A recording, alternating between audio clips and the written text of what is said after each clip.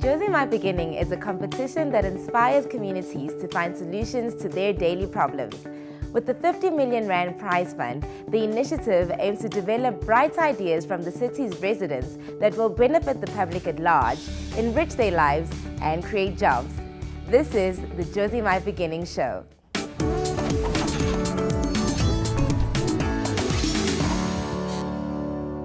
This week, we visit the South African National War Museum. We catch up with JoziMyBeginning finalist Dipuo Mahana. Business trainer Liz Dom gives advice on content design. And we chat to Adrian Hugo, co-founder of Dr. and Mrs. on The Big Interview. Sanibonani nonke makhaya, and welcome to JoziMyBeginning. My name is Nozi Pompanza, and for the next half hour, you and I will journey through the world of entrepreneurship and innovation. Before we go any further, we'd love to stay in touch with you throughout our show. Follow us on Twitter at JoziMyBeginning and on our Facebook page at JoziMyBeginning. We'd love to hear from you.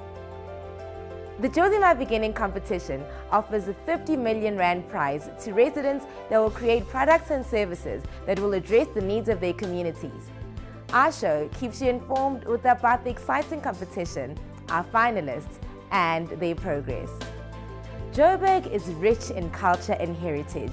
From the city's first settlers to the era of the millennials, we visit the South African National War Museum in Johannesburg, Saxonwold, to learn about its treasures and the importance of the museum.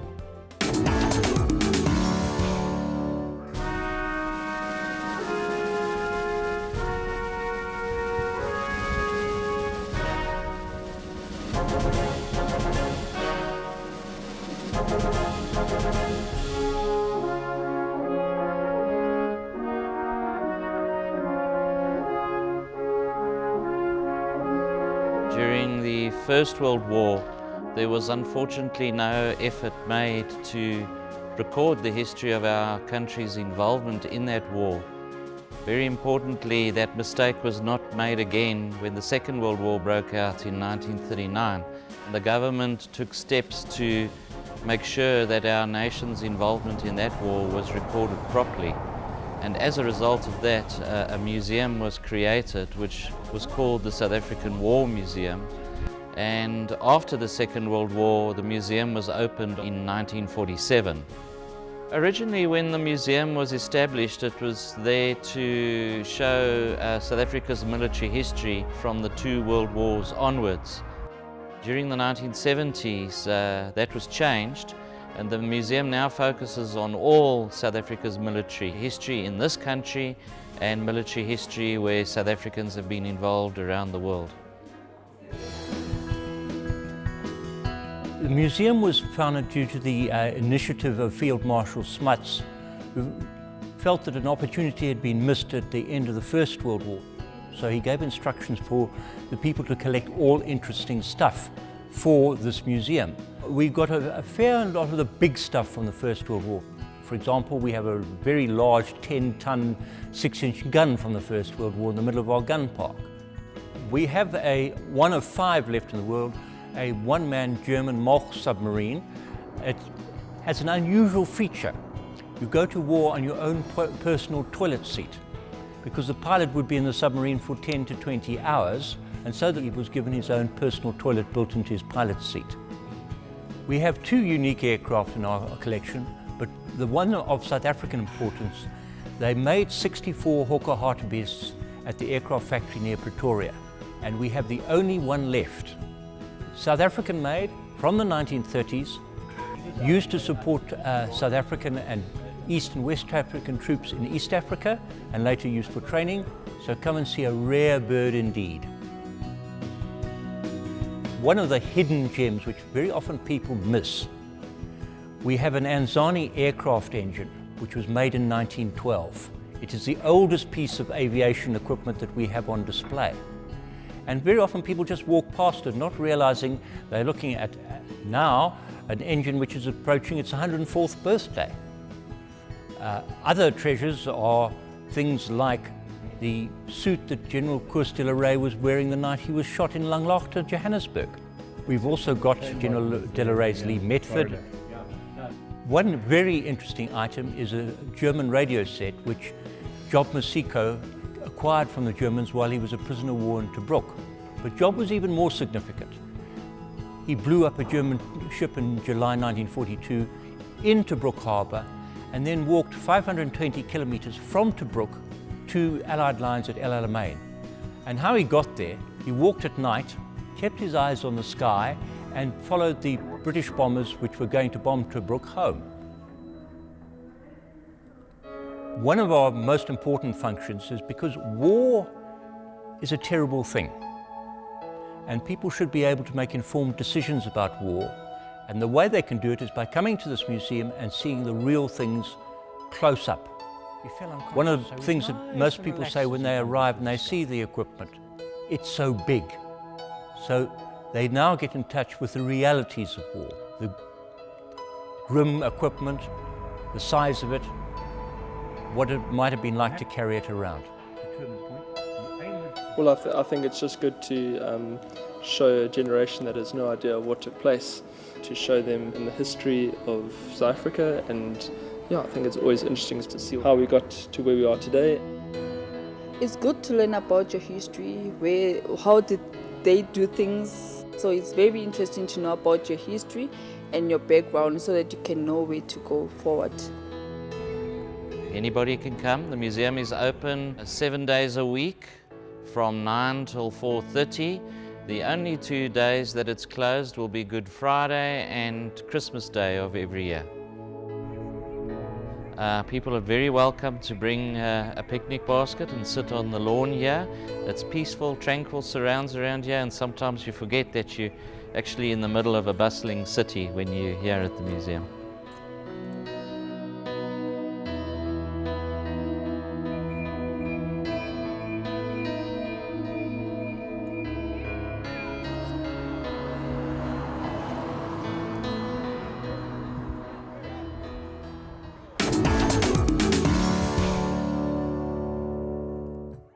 Places like the War Museum truly remind us of the heartfelt struggles of our past.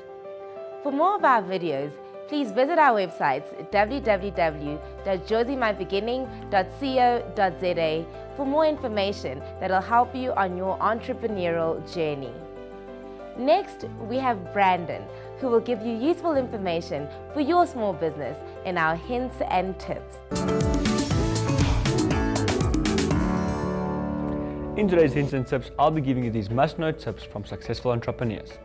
Firstly, love what you do. Lisa King, the owner of Brownie Points Inc., says that if you don't love what you do, it's going to be tough to be successful. This will also help your positivity and optimism. Without it, consider yourself done. Secondly, build a team that truly reflects your vision. Mike Mondolo, the president of CBER, says that instead of hiring experienced people, rather hire people that demonstrate what your organization is all about. Thirdly, quickly learn from your mistakes. Now, there's no doubt that mistakes will occur, but it's how quickly you learn from them that matter. The key is to acknowledge the mistake at hand and act promptly, but accordingly, of course. Last but not least, never sacrifice quality. Larry Sweet, the founder and president of Saverload Inc., says that the key to the success of any business is to establish a philosophy and have everyone in the business buy into it. Ensure that quality is a part of your philosophy. So in short, love what you do, build a team that reflects your vision, quickly learn from your mistakes, and never sacrifice quality. That's all for Hints and Tips. So remember, you can find them on our social media pages. On Facebook, it's JoziMyBeginning, and on Twitter, @JoziMyBeginning. Until next time, keep focused.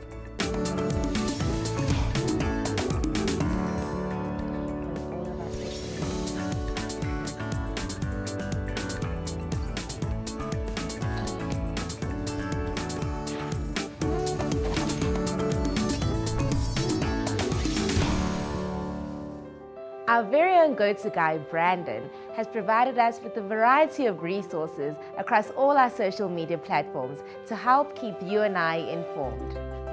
This year's finalists in the JoziMyBeginning competition are a group of enthusiastic and creative innovators. We caught up with one of them, Dipuo Mihana, to find out about his invention, a mobile fire station.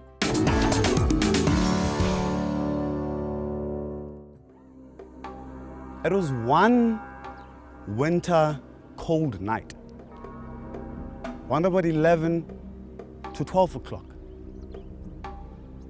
A mother left 3 kids in a shack with a candle burning.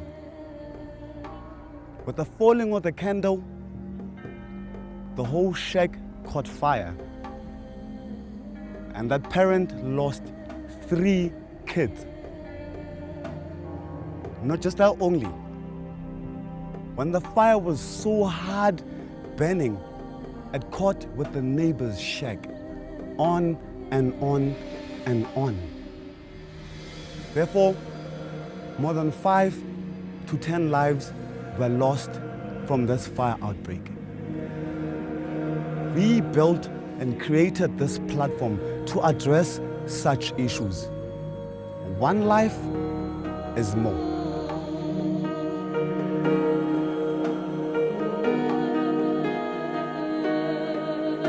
The name of my business is JoziMyBeginning.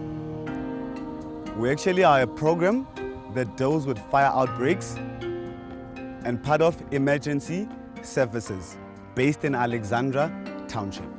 It's an emergency response service made for the people so they can actually service themselves at a lesser time and at their own discretion, and so that they don't wait so much until another life is taken. JoziMyBeginning then was designed not to actually replace the EMS service, but it was designed for people to have the early response and a tool to actually help themselves while they're still waiting for the service. In some instances, the service might take something to 1 hour to 30 minutes because of the congestion traffic that we have in Alexandra. It's hard sometimes for them to actually get there in time. Kudula na mikuku mona le abona rena pleke e ka mogumang re a sokola ka methagase re sokola ka dinto so tukoletse le tsametse o swele pleke koletse le di fitsa o kwa 6 kwa go gole pipe tsela tsa bona tsela di kort a di gone o fita ka so project ya lena e ka re thusa just felele re bele pipe ya metsi mona o re mo tshele le go fita ka koletse le tsia 135 minutes ka go fela di sa fitse mo ne bophelo jwa motho abo boya bedi ba motho a khile o khile ona ra ka boya le just fela ka gona go thusa ka project se we re gone ka go tswala pele ka bophelo tswa rena. The JoziMyBeginning Safety Hub will be placed and secured with a fence that's almost 8 meters long and also be mounted to a 5 meter distance or length, and then children can be able to get in and use this. Even people that actually wanna tamper with it can actually go in. The material that JoziMyBeginning Fire Safety Hub is made of, it's a green zone one. Like the city of Joburg now, we're actually promoting environmental and the green. It will be made out of a JoJo tank, which is recyclable, maintainable, and it's eco-friendly. Can cover up to 50 to 100 shacks.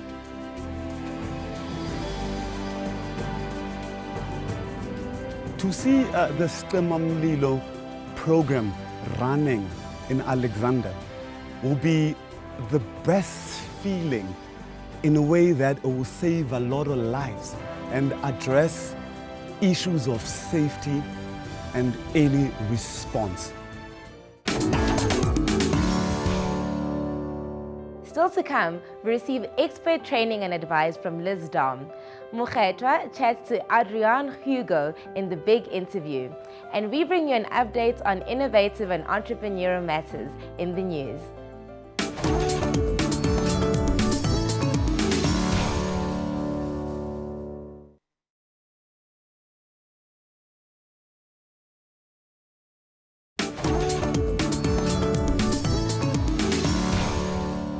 Welcome back to your favorite entrepreneurial show, JoziMyBeginning. If you visit our social media pages, JoziMyBeginning on Facebook and @JoziMyBeginning on Twitter, you'll find out more information on our program and the participants of the competition.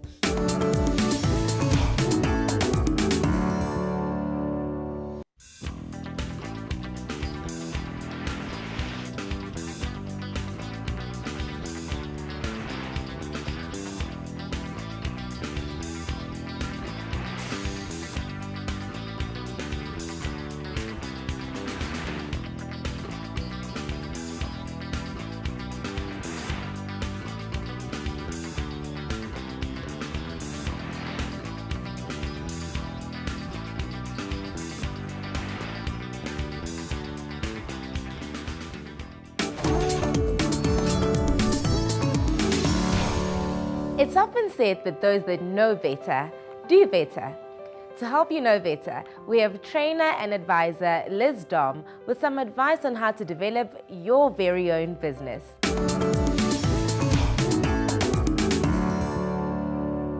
Hello, and welcome to our series on designing and growing a strong and successful business. We've covered how to craft an elevator pitch in our webisode on pitch preparation. Now we're ready to promote your business. Content often forms the bulk of a business's offering, yet many organizations create content for content's sake. Now here is an experimental approach to content design. But what is content design? In a nutshell, it's a framework for communication design where the content is a message with a clear meaning. This fulfills the original purpose of your business. Content design starts with user needs. Good content design allows people to do or find out what they need simply and quickly using the most appropriate content format available to suit user needs. This is where content strategy and design fits in. Depending on what your user needs are, you may need to reduce the amount of content you plan to publish, split one big piece of content into smaller pieces, change the format of the content, or remove the content entirely. Our approach to content design is experimental. From mapping content values using a content canvas model and consumer needs using an experiment board, we're able to pinpoint exactly what your business ought to be producing. Content design is a considerate process where the consumer is placed at the center. By applying an experimental approach, you'll be able to quell assumptions and direct your content efforts towards making an impact. For materials mentioned and more information, visit our website, where we summarize these tools and tips to help you significantly grow your customer base. Thanks for watching.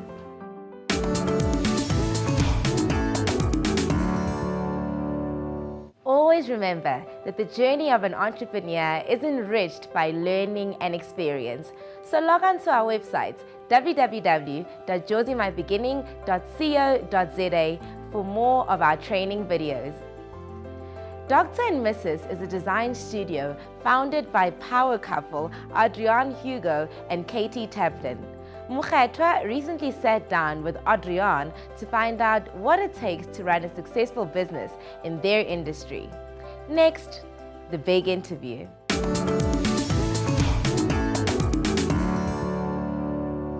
Welcome to the big interview. Adrian Hugo is co-founder of the product design company Dr. and Mrs., which is based in Braamfontein, Johannesburg. He started the company together with his wife and business partner, Katie Taplin, and Adrian joins us now on the big interview. Adrian, thank you for joining us. Thanks for having me. Can you give us a quick recap of what exactly it is that you do? So I design and manufacture products. I'm a product designer, and product design is all the man-made things surrounding you, those are products, and they have to be designed, and I'm one of the guys that design those things. Do you think that the product design market in South Africa is generally a growing market? Yes, we've seen since we started that there has been uptake in our products, and there's been a more of an awareness of South African products. Look, there is manufacturing challenges in this industry that it's quite hard to compete with. Sort of the advanced manufacturing of Europe, and then also the mass production of China. Those are the two kind of things we stuck in between. But we do have our own angle, and I think that there's been uptake locally in it and internationally. There's awareness of products coming out of the continent of Africa, if you want to call it that wide, and it's been great. You started the business at 44 Stanley in Johannesburg, and then you moved to Braamfontein. Why make that particular move? So 44 Stanley was our first little shop. It was literally 16 square meters. And the space forced us to move. We needed bigger things. I mean, we designed, we had bigger tables and things we had to show. And that made us move. It wasn't a sudden move, though. We did keep the shop and then had 44 Stanley open up Braamfontein. And the weird thing that happened at that point was people would come to 44 Stanley, we'll tell them at Braamfontein. And at some point, the changeover happened, and people would come to Braamfontein and said, "Oh, I saw you got a 44 Stanley shop as well." So at that point, we realized that shop was not needed, and we closed it. Yeah. Do you think there's more of a market in Braamfontein? you know, we're a destination-based sort of company, based shop. Yeah. So people come to us specifically because they want it. So we don't have so many people just walking past, looking at it and buying. So, you know, it's tricky. I think our market is not too much based on Braamfontein or 44 Stanley. It's more based in, say, in Joburg. You know, people drive to us to get stuff. And speaking of Braamfontein, what do you think of the design culture in Braam? You know, I think there is quite an awareness of self-expression, like awareness of style, awareness of you know, of people just expressing themselves, and I think that's great. I mean, there's not a lot of product design happening, but you can see there's some great fashion people on the streets. You know, people making music. Like there's always film crews on the street. There's a lot of stuff happening creatively, and I think that's a great energy there. You know, when it comes to product design, I think there's still room for quite a lot to happen in Braamfontein. There was another store that you opened in Cape Town with David West. How did that collaboration come about? Yeah, so we met David. He showed some work up, some of his clothes up at Co-op, and we just had a conversation. And we said we wanted to move to Cape Town, and then I don't know how it came about, but you know, his partner phoned us and said he's got the shop, and it was just we just felt it was a great partnership between the two of us. You know, him bringing fashion and we bringing furniture to the space, and the energy that he had, and Elmi was his partner at that point. She had great energy to make it happen, and yeah, we just jumped into it and did it. Yeah, I mean, it was the idea of also trying to see what Cape Town can offer, you know, and what that market, how it would be. Sure. Do you have plans to open any more shops? You know, at this point, not really, because things have changed more to e-commerce, and you know, I think that you always have to have one place when someone can come and touch your things and so on, and one shop is sufficient for that.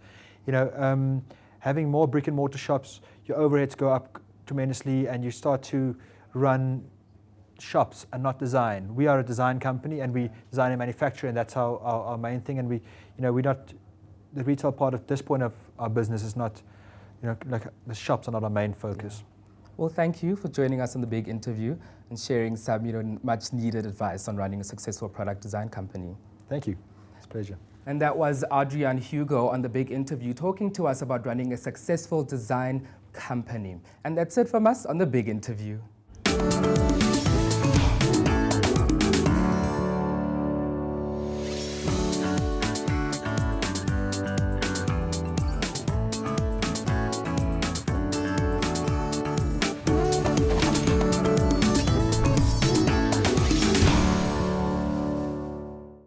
We know it's easy to get left behind with the hustle and bustle in the city of Johannesburg. So, to keep you up to date with innovation and entrepreneurship, I have the news for you. In the headlines today, General Electric unveils an innovation center in South Africa. Standard Bank makes new partnerships in the global startup community. And the South African Innovation Summit draws closer. Hello, I'm Nozi Pompanza with this week's news. Digital industrial company General Electric opened the GE Innovation Center in Johannesburg. The facility extends over 2,700 square meters with the value of 500 million rands. The center is the company's 10th global hub and the first in Africa.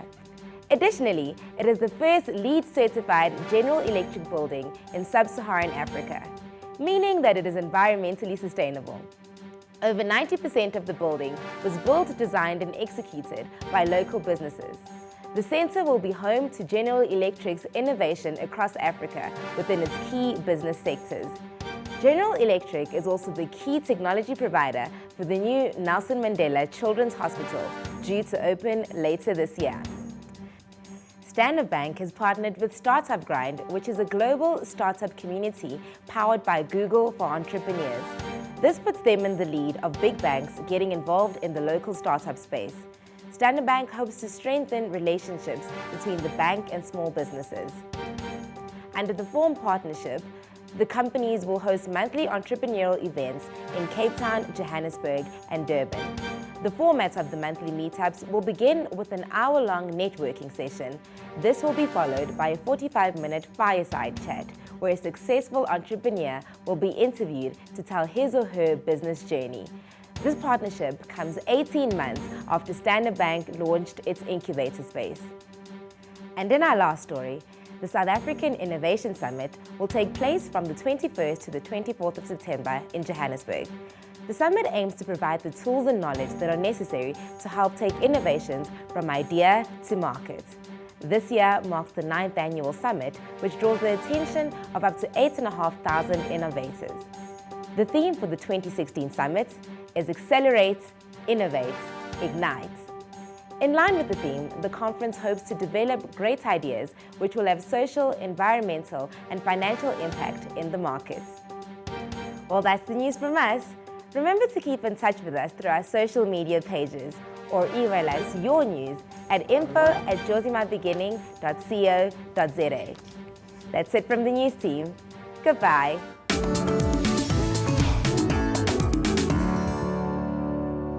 Next week, you don't want to miss out as the journey of the competition finalists continue. We learn more about the makings of a successful business, and of course, we chat to yet another trailblazer on the big interview. That's all from me and the Jozi My Beginning team. From me, Nozi Pompanza, Sobonana Gwelizayo. Thank you. Goodbye.